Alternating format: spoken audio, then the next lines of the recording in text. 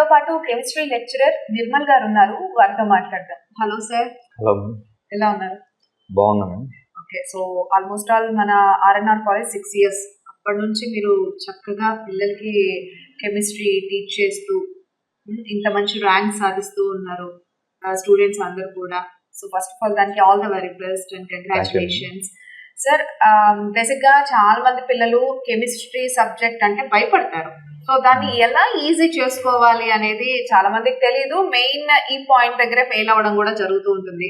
So as a లెక్చరర్గా, అంటే chemistry లెక్చరర్గా మీరు ఎలా టీచ్ చేస్తారు వాళ్ళకి? అంటే ఒక ఈజీ మెథడ్ అంటే ఎలా చెప్తారు? అంటే బేసిక్గా కెమిస్ట్రీలో 3 parts ఉంటాయి ma'am. Organic chemistry and inorganic chemistry and physical chemistry. అంటే ప్రాబ్లమ్స్ బాగా చేసేవాళ్ళు, అంటే ప్రాబ్లమ్ సాల్వింగ్ బాగా ఉన్న వాళ్ళు ఏం చేస్తారంటే ఫిజికల్ కెమిస్ట్రీ ఎక్కువ లైక్ చేస్తారు అనమాట. అంటే ఈ ఆర్గానిక్ కెమిస్ట్రీ అనేది కొద్దిగా డిఫరెంట్గా ఉంటుంది. దానిలో మెకానిజమ్స్ అన్నీ ఉంటాయి. వాటిని తెలుసుకోవాలంటే డైరెక్ట్గా ఇంటర్మీడియట్లోనే ఎక్కువగా వస్తాయి అనమాట. ముందుగా దాన్ని టీచింగ్ అనేది ఎక్కువగా చేయడం అనేది అయితే జరగదు అనమాట. 10th class లోపల డైరెక్ట్గా 11th, 12thలోనే ఆర్గానిక్ కెమిస్ట్రీ ఉంటుంది. ఇంకా ఇన్ఆర్గానిక్ కెమిస్ట్రీ అనేది మొత్తం థియరీ ఉంటుంది. థియరీ బాగా ఇష్టపడే వాళ్ళు ఎక్కువ ఏంటంటే దాని మీద ఫోకస్ చేస్తారు. అట్లా కెమిస్ట్రీలో ఏంటంటే ఇట్లా 3 types ఆఫ్ పార్ట్స్ ఉండడం వల్ల ఏంటంటే స్టూడెంట్కి కొంత ఈజీ అనిపిస్తుంది, కొంత డిఫికల్టీ అనిపిస్తుంది, అట్లా ఫీల్ అవుతారు అనమాట. అంటే మా వరకు మేము ఏం చేస్తామంటే చెప్పేటప్పుడు కూడా ఒక ఆర్డర్లో ఫాలో అవుతూ ఫస్ట్ ఈజీగా ఉన్న టాపిక్స్ అయినటువంటి ఇన్ఆర్గానిక్ కెమిస్ట్రీ పెట్టుకొని ఫస్ట్ టీచ్ చేయడం జరుగుతుంది. దానిలో ఎన్సీఆర్టీ బేస్ చేసుకొని ప్రతి పేరాని లైన్ టు లైన్ వాళ్ళకి ఎక్స్ప్లెయిన్ చేయడం, వాటి మీద కాన్సెప్ట్ ఓరియంటెడ్ క్వశ్చన్స్ ఇవ్వడం, వాటి మీద స్టేట్మెంట్ బేస్డ్ క్వశ్చన్స్ ఇవ్వడం. ఇట్లా ఇవ్వడం ద్వారా ఏం చేస్తామంటే ఆటోమేటిక్గా ఇన్ఆర్గానిక్ కెమిస్ట్రీలో సో కొంతవరకు బాగా వాళ్ళకి వచ్చే విధంగా చేస్తామన్నమాట. అక్కడితో అప్పటికే స్టూడెంట్ కొంతవరకు కెమిస్ట్రీని లైక్ చేయడం స్టార్ట్ అవుతుంది. తర్వాత వెంటనే ఫిజికల్ కెమిస్ట్రీ అంటే ఇది ప్రాబ్లమేటిక్ పార్ట్. కొన్ని సెలెక్టెడ్ ఏరియాస్ ఏమైతే ఉంటాయో వాటిని సెలెక్ట్ చేసుకొని వాటి నుంచి ఎగ్జామ్స్లో ఎక్కువగా వస్తున్న ఏరియా ఎక్కడుందో దాని మీద బాగా ఫోకస్ చేస్తూ ఆ మోడల్స్ని మళ్ళీ రివైజ్ చేపిస్తూ ఉంటే ఆటోమేటిక్గా ఫిజికల్ కెమిస్ట్రీలో కూడా ఈజీగానే గెట్ ఆన్ అయిపోవచ్చు అనమాట. ఇంకా నెక్స్ట్ వచ్చేసి ఆర్గానిక్ కెమిస్ట్రీ. దీనిలో అన్ని మెకానిజమ్స్ ఉంటాయి. వీటిని కూడా మనం ప్రాక్టీస్ చేపిస్తే ఈజీగా కొంతవరకు నోట్స్ ఎక్కువ ఉంటుంది అనమాట ఆర్గానిక్ కెమిస్ట్రీ. సో దాన్ని కూడా మనం ఏంటంటే మైక్రో లెవెల్లో డివైడ్ చేసుకొని అంటే జనరల్ ఆర్గానిక్ కెమిస్ట్రీ దానిలో ఉన్న టాపిక్స్ అన్నింటినీ కనుక వాళ్ళకి కనుక మంచి స్ట్రెంత్ అయ్యే విధంగా కనుక తయారు చేస్తే ఆటోమేటిక్గా దానిలో కూడా ఈజీగానే గెట్ ఆన్ అయిపోవచ్చు అనమాట. అండ్ అలాగే సిలబస్ అనేది ఎప్పుడు కంప్లీట్ చేసేస్తారు సార్? అంటే ఎప్పటి నుంచి మీరు రివిజన్ అనేది స్టార్ట్ చేస్తారు? అంటే జనరల్గా మా కాలేజీలో అయితే రివిజన్ అంటే ఆగస్టు ఎండింగ్ అయిపోతుంది. September 1st నుంచి మాకు రివిజన్ ప్రోగ్రామ్ స్టార్ట్ అయిపోతుంది సెకండ్ ఇయర్లో. సో మీ అంటే ఇన్ కేస్ పిల్లలకి అర్థం కాలేదు, వాళ్ళు మళ్ళీ సబ్జెక్ట్ ని అంటే చాలా వరకు ఏంటంటే కొంతమంది పిల్లలకి ఎంత చెప్పినా అర్థం కాదు. సో వాళ్ళకి ఎలా టీచ్ చేస్తారు మీరు? అంటే మీరు నా క్వశ్చన్ ఏంటంటే ఇప్పుడు బేసిక్ గా బాగా చదివే వాళ్ళకి ఎక్కువ ఇంపార్టెన్స్ ఇస్తారా? అంటే ఎలాగో వాళ్ళు ర్యాంక్స్ కొడతారు కాబట్టి కాలేజ్ కి మంచి పేరు వస్తుంది కాబట్టి, సో పెద్ద చదవని వాళ్ళకి ఇంపార్టెన్స్ ఇస్తారా? ఇక్కడ అందరికీ ఎక్కువ ఇంపార్టెన్సే ఉంటుంది మ్యామ్. అంటే అట్లా సపరేట్గా అయితే ఏముండదు. ఒక బ్యాచ్లో అంటే టాప్ సెక్షన్లో మేము సపరేట్ చేసిన వాళ్ళలో ఒక 20 to 25 మెంబర్స్ ఉంటారు. ఆ సెక్షన్లో అందరినీ ఈక్వల్గానే ట్రీట్ చేయడం జరుగుతుంది. ఓకే సార్, అంటే ఇప్పుడు బేసిక్గా ఎక్కడైనా ఇప్పుడు కాలేజెస్లో కెమిస్ట్రీ సబ్జెక్ట్ అయినప్పటికీ మేము కొన్ని టెక్నిక్స్ తో టీచ్ చేస్తాము, సో మా కాలేజే బెస్ట్ అని అంటూ ఉంటారు. సో మీన్వైల్ మీ అంటే ఆర్ఎన్ఆర్ కాలేజ్ చూసుకుంటే మీరు ఎలాంటి టెక్నిక్స్ యూజ్ చేస్తారు మరి? అంటే ఎందుకు చేరాలి మేము ఆర్ఎన్ఆర్ లో, మాకెందుకు కెమిస్ట్రీ సబ్జెక్ట్ ఈజీగా వస్తుంది అంటే మీరేం చెప్తారు? సేమ్ ఇందా చెప్పిన ప్యాటర్న్ మేము ఫాలో అవుతాం. మేము ట్రాక్ షీట్లో ముందుగానే అన్ని క్లియర్ డీటెయిల్గా మెన్షన్ చేయడం జరుగుతుంది. దాన్ని బట్టే మేము ఫోకస్ చేస్తూ వెళ్తాము.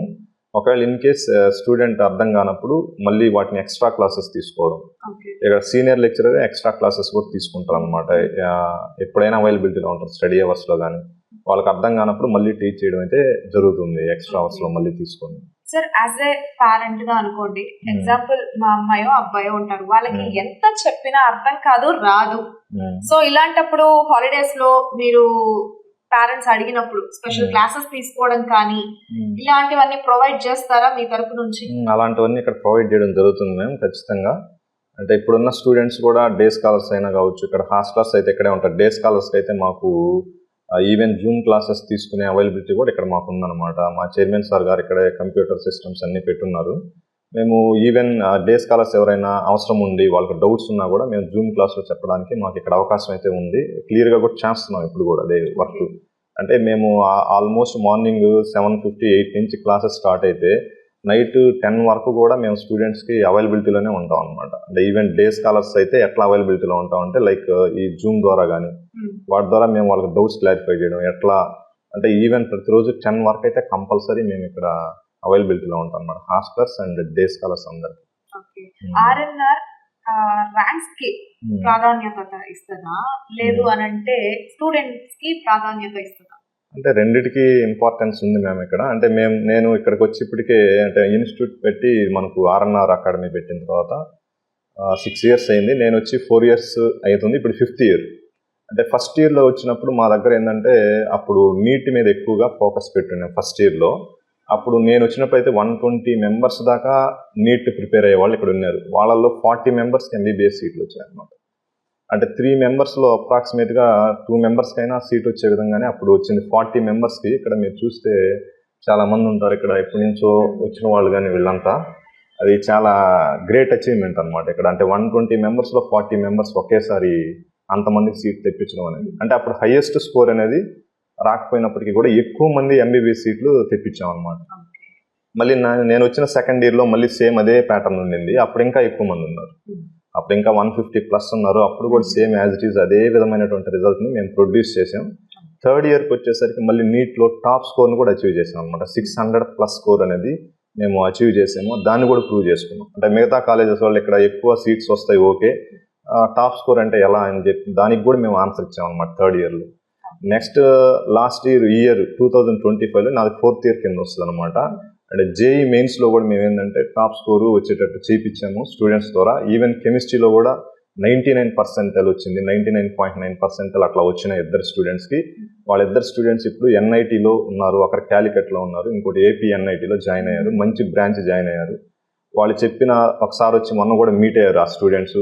మీట్ అయిన తర్వాత చైర్మన్ సార్కి కానీ నాకు కానీ గిఫ్ట్ కూడా వాళ్ళే ఇచ్చారు. యాక్చువల్గా మేము ఇవ్వాలి వాళ్ళకి.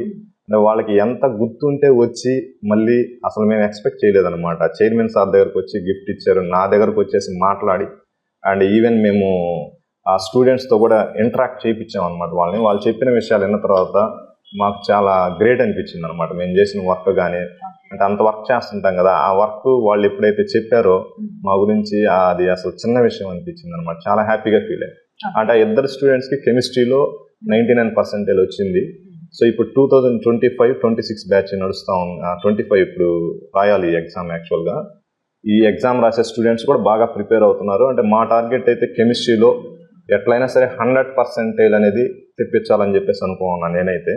సో చాలా బాగా ప్రోగ్రామ్ అయితే జరుగుతుంది. మా చైర్మన్ సార్ కానీ మాకు లాస్ట్ ఇయర్ అంత సపోర్ట్ అనమాట. అంటే ఫస్ట్ ఇయర్లో నీట్లో ఆ విధంగా 40 members-కి వచ్చింది 120లో. సెకండ్ ఇయర్లో కూడా సేమ్ 40+ వచ్చింది. 40+ members ఎంబీబీఎస్ సీట్లు తెచ్చుకున్నారు. అండ్ థర్డ్ ఇయర్లో కూడా టాప్ స్కోర్ అచీవ్ చేసాం నీట్లో. ఇప్పుడు 4th yearలో జేఈ మెయిన్స్లో ఇద్దరు స్టూడెంట్స్కి 99% తెప్పించాము. ఇప్పుడు రాబోయే దానిలో 100% కెమిస్ట్రీ టార్గెట్ పెట్టుకొని చేస్తాను. దానికి తగ్గట్టే ప్రోగ్రామ్ డిజైన్ చేస్తున్నాము. ఇంకా 20 daysలో ఎగ్జామ్ కూడా రాయిపోతున్నారు వాళ్ళు 20th నుంచి. మంచి ప్రిపరేషన్ అయితే ఉన్నారు స్టూడెంట్స్. ఇంతకుముందు కన్నా ఎక్కువ మంది స్టూడెంట్స్ కూడా మాకు మంచి స్టూడెంట్స్ ఉన్నారు. వాళ్ళ చేత బాగా ట్రైనింగ్ చేపిస్తున్నాం. మీకు ఇంతకుముందు చెప్పినట్టే మార్నింగ్ 8 నుంచి నైట్ 10:30 వరకు మా అబ్జర్వేషన్లోనే ఉంటున్నారు స్టూడెంట్స్. మధ్య మధ్యలో రిలాక్సేషన్ ఇస్తూ ఆటోమేటిక్గా వాళ్ళు మళ్ళీ వచ్చేటట్టు మోటివేట్ చేస్తూ మేము ముందుకు తీసుకెళ్తా ఉన్నాము. ఈసారి కూడా మంచి రిజల్ట్ వస్తుంది. ఈసారి జేఈ అడ్వాన్స్లో కూడా మంచి ర్యాంక్స్ వచ్చే విధంగా మేము ప్రిపేర్ చేపిస్తా ఉన్నాం students. Thank you sir. Nirmal sir చెప్పారు ఇప్పుడు అంటే లాస్ట్ అంటే చదవని పిల్లల్ని ఎలా పట్టించుకుంటారు ఏంటి అనే దాని మీద. సో యాజ్ ఎ చైర్మన్ గా మీరు చెప్పండి. డెఫినెట్గా అమ్మా. యాక్చువల్లీ వచ్చేసి నిర్మల్ సార్ చెప్పినట్టు వచ్చేసి మేము లాస్ట్ టైం కూడా నిర్మల్ సార్ ఒకటే చెప్పాడు అనమాట. మేము వచ్చేసి ఫస్ట్ టాప్ 10 స్టూడెంట్స్ పైన కాన్సన్ట్రేట్ చేయము, లాస్ట్ 10 స్టూడెంట్స్ పైన కాన్సన్ట్రేట్ చేస్తాం. రీజన్ ఏంటంటే కనుక నేను ఏదైతే మీటింగ్కి పిలుస్తానో మీటింగ్ పిలిచినప్పుడు ప్రతి లెక్చర్ వచ్చేసి నాకు క్లాస్ యావరేజ్ పెంచాలి. క్లాస్ యావరేజ్ పెరగాలంటే టాప్ స్టూడెంట్స్కు ఆల్రెడీ 99 వచ్చే స్టూడెంట్కి వచ్చేసి 100 తెప్పించడం క్లాస్ యావరేజ్ పెరగదు. ఎవరైతే 35-40 మార్క్స్ వచ్చే స్టూడెంట్ కనుక 70-80 తెప్పించగలిగితే అక్కడ గ్యాప్ ఉంది కాబట్టి అక్కడ ఒక రూమ్ ఉంది కాబట్టి అక్కడ డెవలప్ అయ్యేదానికి ఛాన్స్ ఉన్నాయమ్మా. ఫస్ట్ ఎవరైతే కనుక మనకు లాస్ట్ 10 కానీ 15 కానీ లేదంటే కనుక నీకు ఓవరాల్గా అన్ని సెక్షన్స్ చూసేసి ఒక 100 members ఎవరైతే ఉన్నారో వాళ్ళు వచ్చి సపరేట్ చేసుకుంటామా. సపరేట్ చేసుకుంటేసేసి వాళ్ళ క్లాసెస్ ఏదైతే జరిగాయో మళ్ళీ రివిజన్ క్లాసెస్ జరుగుతాయమ్మా. Revision classes will not be by the same lecture చెప్పరమ్మా.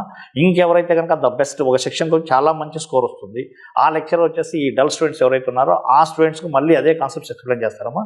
So మేము వచ్చేసేసి స్టూడెంట్ పైన చూడట్లేదమ్మా, క్లాస్ అవరేజ్ చూస్తున్నాం. క్లాస్ అవరేజ్ చూసినా ఆబ్వియస్లీ ఏంటంటే కనుక బాటంలో ఏ స్టూడెంట్ ఉన్నాడో ఆ స్టూడెంట్ మంచి మార్కులు వచ్చినప్పుడే క్లాస్ అవరేజ్ పెరుగుతుంది. టాప్ స్టూడెంట్ క్లాస్ అవరేజ్ అనేది మేము కన్సిడర్ చేయట్లేదమ్మా.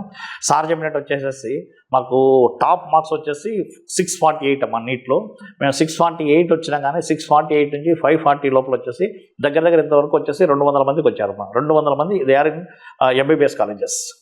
సో నాకు వచ్చేసి అదే ఇప్పుడు సింగిల్ డిజిట్కి ఎందుకు ట్రై చేస్తున్నాను, సింగిల్ డిజిట్కి రావడం వల్లే ఎందుకు స్కూల్స్కి వస్తున్నామంటే కనుక మేము ఏదైతే ఎఫర్ట్స్ పెడుతున్నామో ఆ ఎఫర్ట్స్కు 2 నెలల్లో సరిపోవట్లేదమ్మా. రీజన్ ఏంటంటే కనుక ఇంటర్మీడియట్ స్టూడెంట్ వస్తున్నాడు, ఇంటర్మీడియట్ స్టూడెంట్ వచ్చినప్పుడు ఏం చేస్తానంటే హోమ్ సిక్ అని చెప్పేసి ఒక 2-3 నెలలు ఇంటికి పోవడము రావడం జరుగుతుందమ్మా. అదే నాకు కనుక స్టూడెంట్ 8th, 9th, 10th అయితే 100% వచ్చేసి ఆ హోమ్ సిక్ హాలిడేస్ కూడా ఇక్కడే కవర్ అయిపోతాయి. నాకు ఇంటర్మీడియట్కి వచ్చి కూడా అబ్బాయి సెటిల్ అయిపోయాడు, ఫౌండేషన్ స్ట్రాంగ్ ఉంటుంది, సింగిల్ డిజిట్ ర్యాంక్ తెచ్చడం పెద్ద కష్టమే కదమ్మా. 100% వచ్చేసి we will achieve that rank.